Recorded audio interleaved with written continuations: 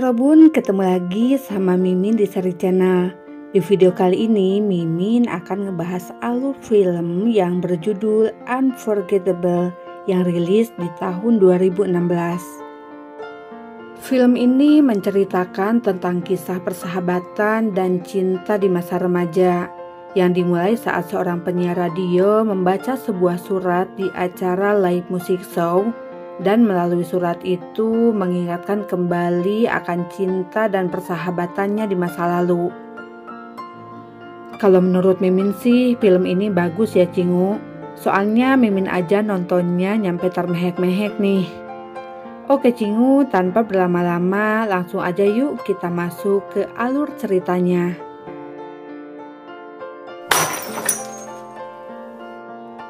Film diawali dengan memperlihatkan suasana kota Seoul di malam hari, di mana seorang pria yang berusia kurang lebih 40 tahunan yang berprofesi sebagai penyiar radio baru datang ke tempat kerjanya.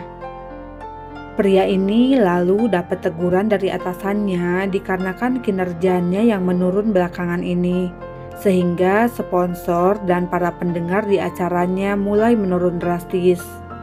Setelah dapat teguran dari atasannya, si penyiar ngelakuin siaran di acara live musik seperti biasanya.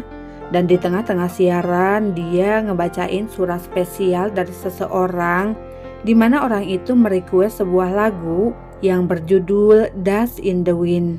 켄자스가 부릅니다. Tapi tiba-tiba dia ngajenghok pas ngebaca nama pengirimnya adalah Suok dari Provinsi Goheung. Nah, dia langsung inget dong sama kenangan kisah cinta dan persahabatannya di masa lalu. Scene lalu flashback ke musim panas tahun 1991, berlatar di sebuah desa kecil yang terpencil di sebuah provinsi Goheung. Di sana ada seorang gadis yang bernama Suok yang diperankan oleh Kim So Hyun. Dia berada di sebuah dermaga buat menyambut gembira kepulangan teman-temannya.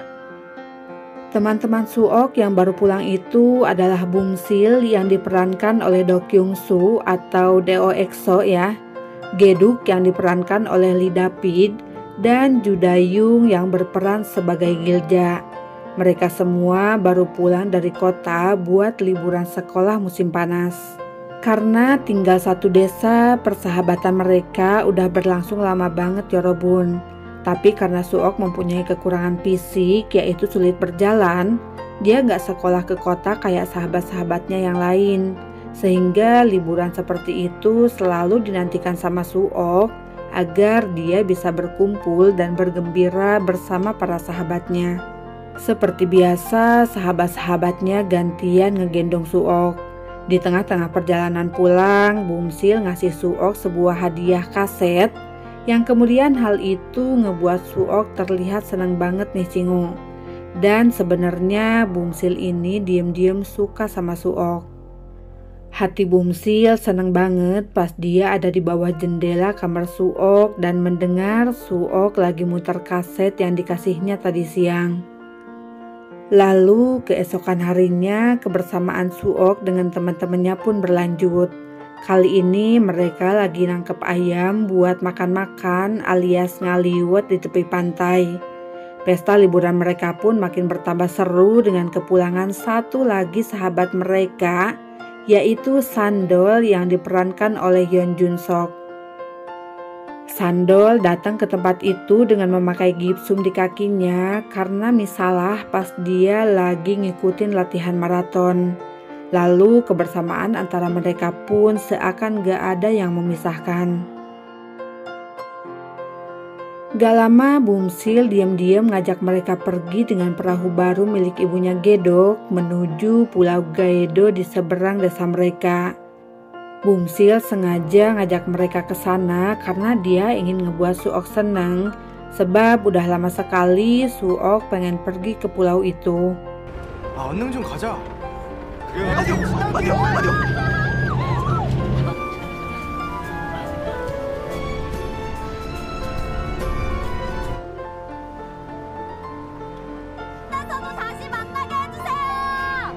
Besoknya Ibu Gedog panik pas tahu perahu baru miliknya hilang. Dia langsung ngebangunin anak sulungnya buat nyari perahu itu. Mereka juga terlihat sangat khawatir karena Gedog juga nggak ada di rumah. Di tempat lain, Bumsil sama teman-temannya lagi bergembira di Pulau Gaedo. Mereka sangat menikmati kebersamaan itu tanpa ada beban sedikit pun. Bumsil dan teman-temannya sangat tersentuh pas Suok ngungkapin cita-citanya yang ingin jadi seorang penyiar. Karena Suok berpikir dengan menjadi seorang penyiar, walaupun dia nggak bisa jalan, tapi suaranya bisa terdengar di mana-mana. Nah, pas mereka pulang, Bumsil sama teman-temannya kena hukuman deh dari kakaknya Gedog yang marah. Ditambah lagi mereka pulang dalam keadaan mabuk alkohol. Mereka satu persatu mulai dipukul oleh kakak Gedog sebagai hukumannya. Tapi tiba-tiba Suok berpura-pura pingsan yang tentu ngebuat kakaknya Gedog panik dan akhirnya mereka terbebas dari hukuman selanjutnya.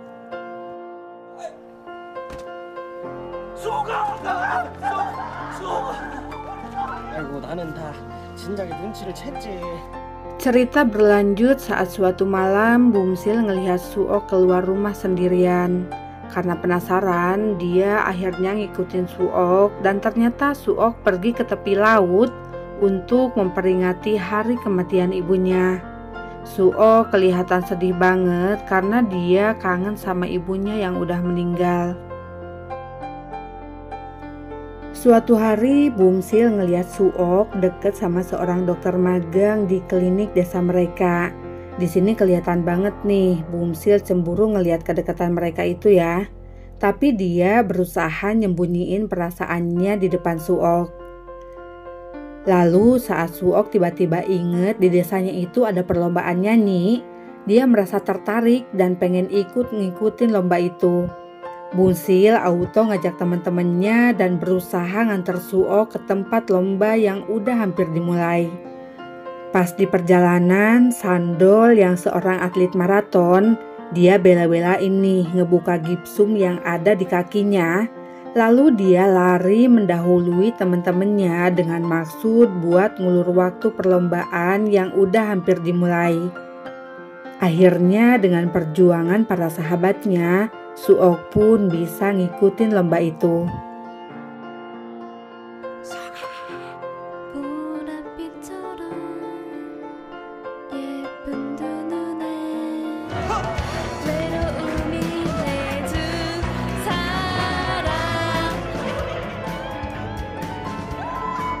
Keesokan harinya, Bumsil ngeliat Suok yang mau pergi ke klinik menemui si dokter magang. Karena penasaran dan diselimuti rasa cemburu, Bumsil pura-pura sakit agar bisa pergi ke klinik buat ngawasi Suok. Rupanya Bumsil udah gak bisa nutupin rasa cemburunya sama si dokter magang. Pas Bumsil selesai diperiksa, dia lalu mencoba nguping percakapan Suok dengan si dokter magang. Bumsil mulai kepo nih sama hubungan mereka.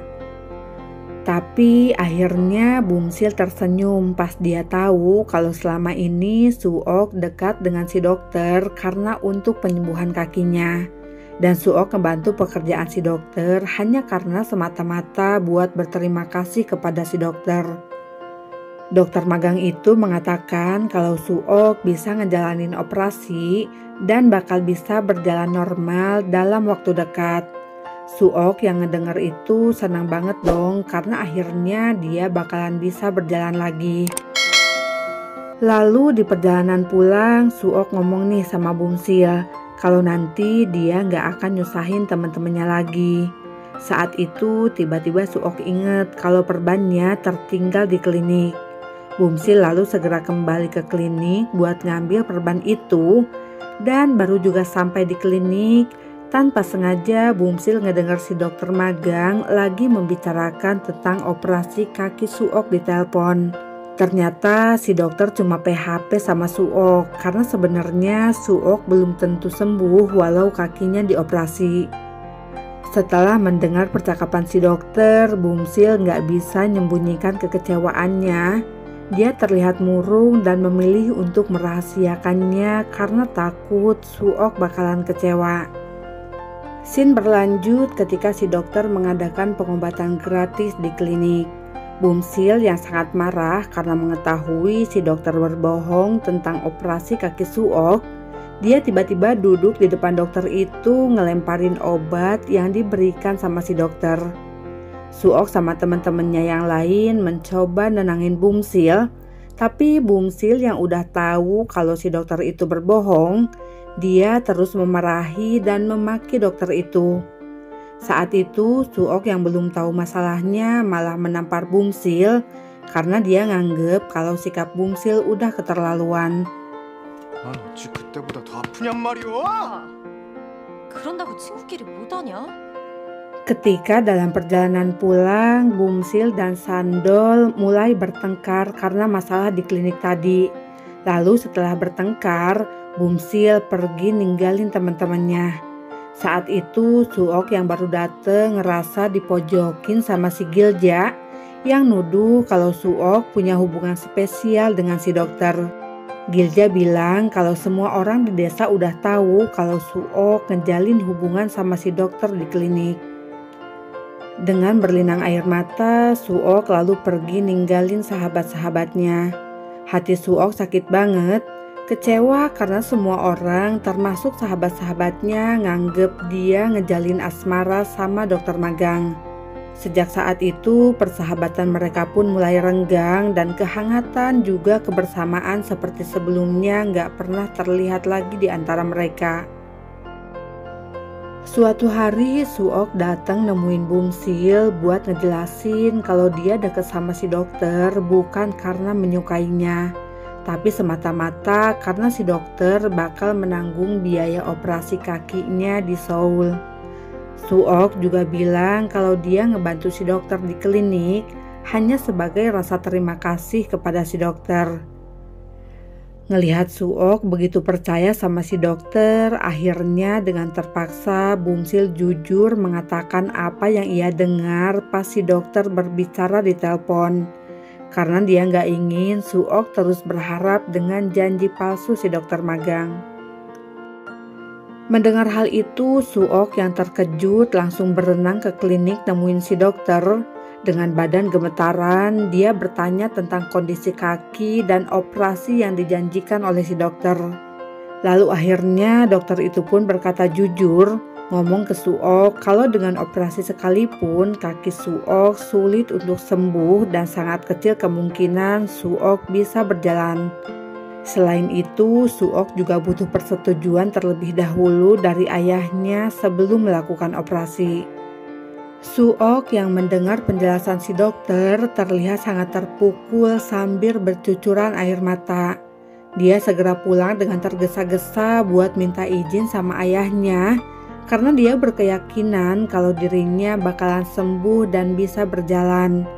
Suok berkata dia pengen bisa berjalan biar gak nyusahin semua orang. Suok gak pengen kalau nanti dia ditinggalin hanya karena kondisi kakinya itu. Bumsil pun setia nih nemenin Suok pulang. Dia juga berusaha ngeyakinin Suok kalau dia bakalan setia nemenin Suok kemanapun Suok pergi. Akhirnya perasaan Bumsil yang selama ini ia pendam bisa diungkapin semua sama Suok. Tetesan air hujan pun ikut jadi saksi bisu betapa indah dan dalamnya perasaan Bumsil terhadap Suok. Dengan penuh rasa kasih sayang, Bumsil lalu ngegendong Suok melintasi jalanan desa.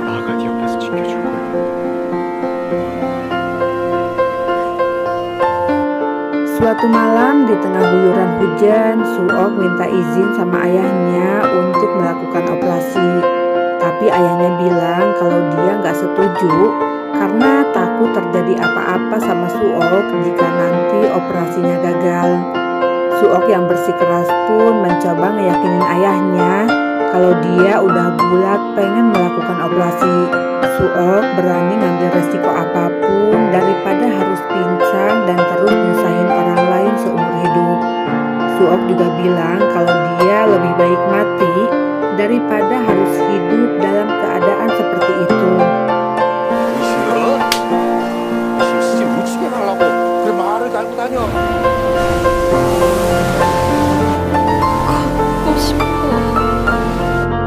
Keesokan harinya, Bumsil menuju rumah Suok buat ngasih sesuatu, tapi dia baru sadar kalau ternyata Suok nggak ada di rumahnya. Semua orang pun sibuk nyari-nyari Suok.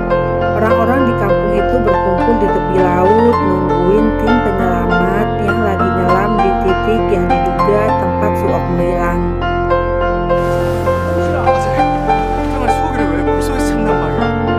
Ayah Suok kelihatan shock banget saat tim penyelam ngasih tanda kalau mereka udah nemuin Suok di dalam air, tapi mereka belum bisa mengangkat jasad Suok ke darat. Tim penyelamat yang merasa kesulitan, mereka terpaksa ngiket jasad Suok yang sementara belum bisa diangkat. Mendengar semua itu, Bumsil yang gak dapat dicegah oleh ibunya langsung terjun ke laut buat ngebawa jasad pujaan hatinya yang udah meninggal. 수호가 이제 그만 가. Gilja yang ada di lokasi nyaksiin kejadian itu, tangisnya pun pecah meratapi kepergian sahabatnya. Dia ngerasa bersalah banget atas semua perkataannya yang nyelekit terhadap sahabatnya itu. Sementara sang ayah yang merasa sangat terpukul dengan kejadian itu, dia terdiam 1000 bahasa menyesali semua perkataannya terhadap Suok. Scene lalu memperlihatkan Suok yang akan dimakamkan sesuai tradisi di desa tersebut. Bumsil dan teman-temannya memohon sama warga desa meminta supaya mereka yang melakukan pemakamannya. Di tengah-tengah kesedihan itu, tiba-tiba si dokter dateng ngasih surat kematian Suok kepada ayahnya. Dan tentu saja kemunculan si dokter ini bikin Gedok dan Bumsil sangat marah. 하세요.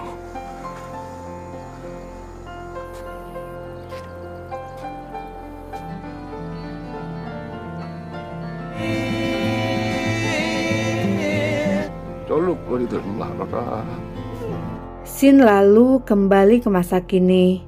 Terlihat Sandol turun dari taksi berlari ke studio tempat di mana Bumsil melakukan siaran live musik.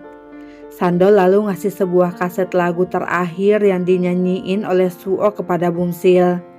Dan saat lagu tersebut diputar, Bumsil dan semua sahabat masa remajanya yang sama-sama mendengar siaran tersebut, mereka nggak bisa lagi nahan air mata mereka yang udah jatuh bercucuran. Kenangan 23 tahun silam bersama Suok pun kembali muncul di ingatan mereka. 어떨까요? 내일보다 더 어리고